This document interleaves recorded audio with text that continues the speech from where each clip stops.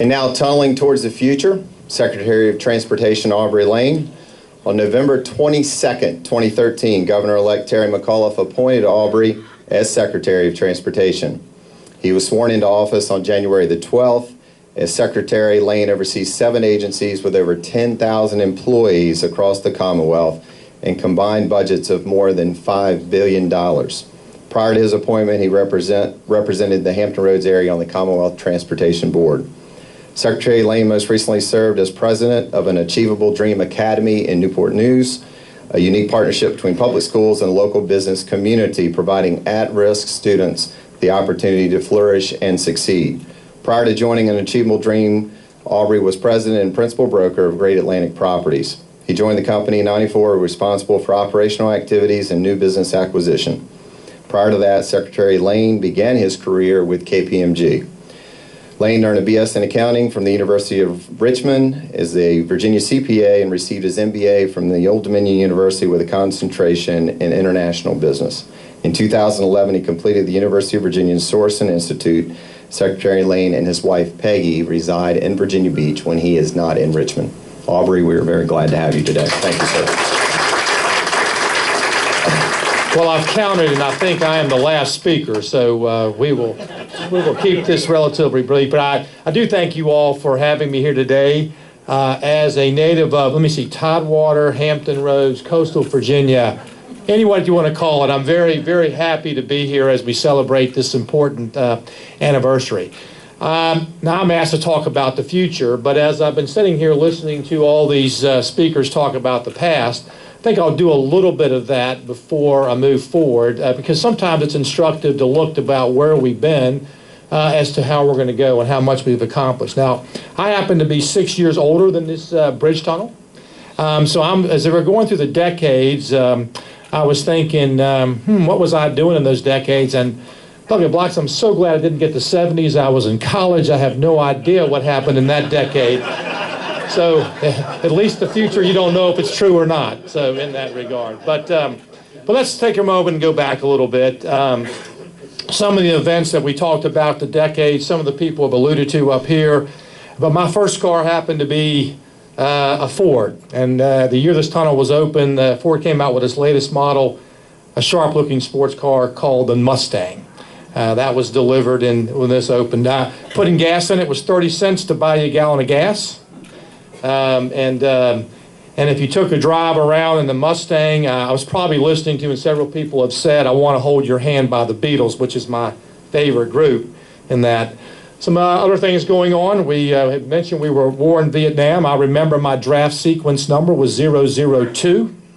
I happened to be the first year the draft was abolished, but for several years I had to let the government know where my whereabouts were. But anyway, Civil Rights Act was signed into law.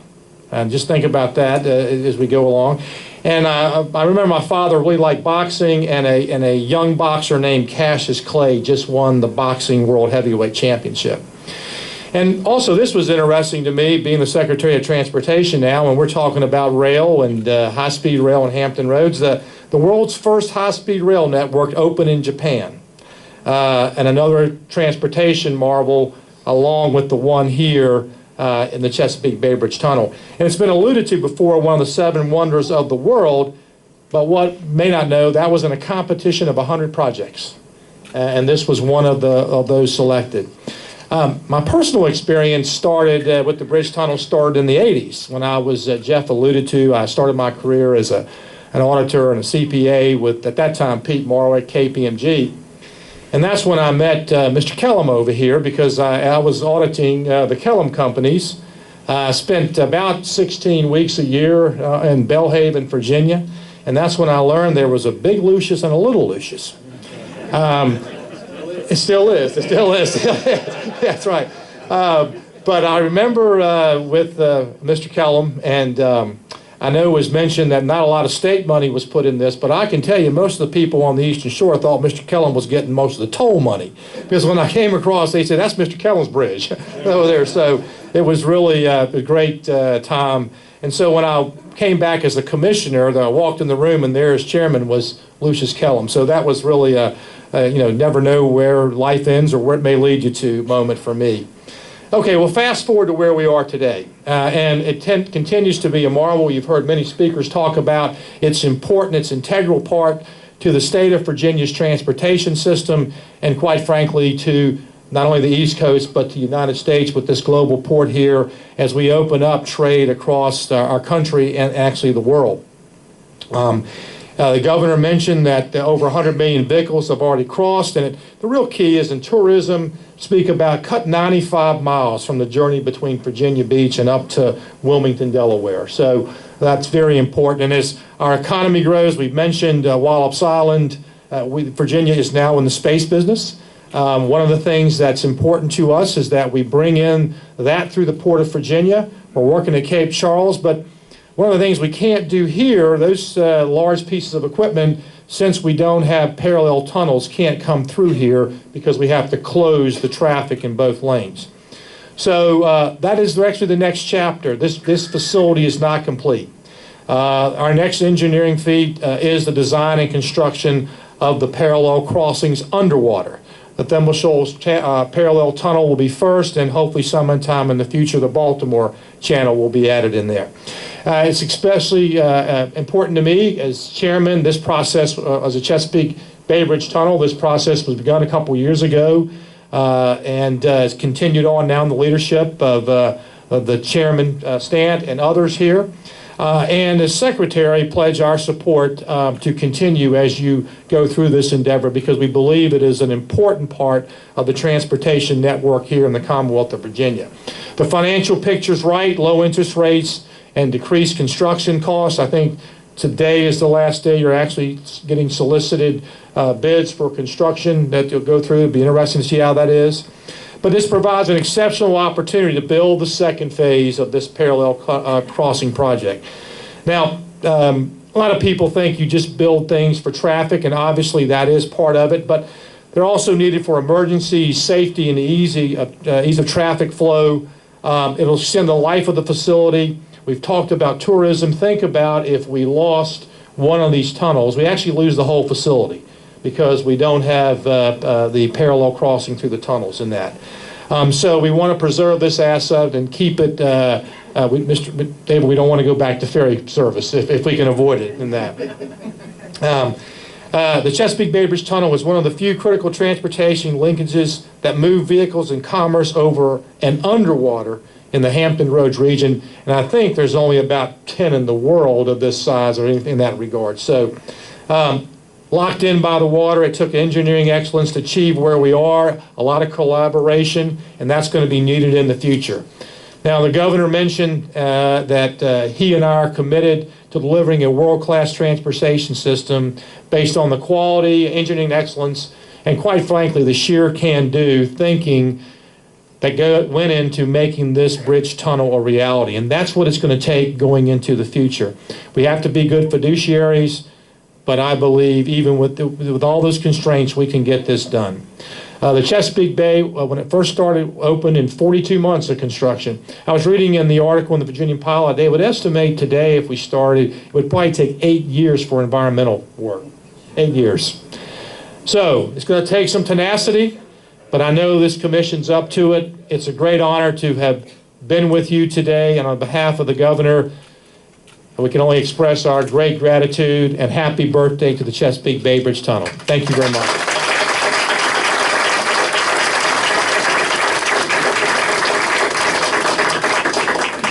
So not only do we thank Aubrey Layne for his service to the Chesapeake Bay Bridge Tunnel in the past, but also his service to the Commonwealth. And one more time, let's acknowledge the contributions today with all of our speakers who we are thankful could join us for the 50-year anniversary celebration of the Chesapeake Bay Bridge Tunnel.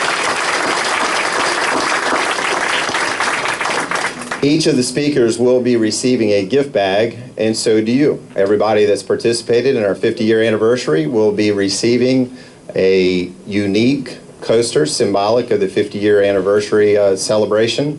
As well, you'll be getting a keychain challenge coin that you'll be able to utilize, as well as a pin, as well as a history card that denotes all of the history as relates specifically to the parallel crossing. Also, as we actually exit out of the respective rooms, those of you who are here in the casual dining area, as well as those who are in the patio, Please take time to enjoy 50-year anniversary cake, vegetables, fruit that's being served in the dining room next door, along with tea, coffee, and water as you depart.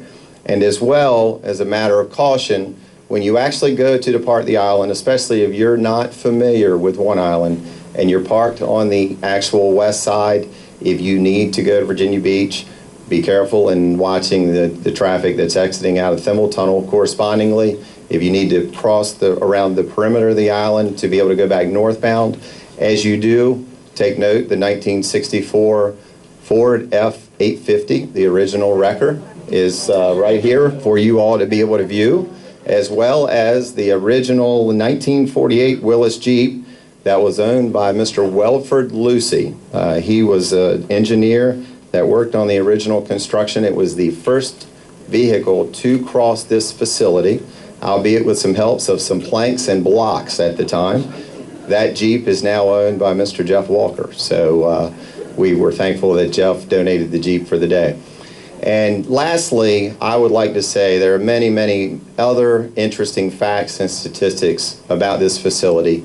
If you are so inclined and so interested in coming to have one of our full tours, spare us 3.5 hours and we will be as transparent as we possibly can be. Email marketing@cbbt.com. We would love to host you and tell you more about this facility. And if I could ask you to join me, today's event was made possible through an excellent staff. And I want to acknowledge the work of Paige Addison, Betty Burgess, Bob Johnson, Tom Anderson, Eddie Spencer, Debbie Cooley in making today such a great success. So join me, as well as the other employees of the Chesapeake Beverage Tunnel.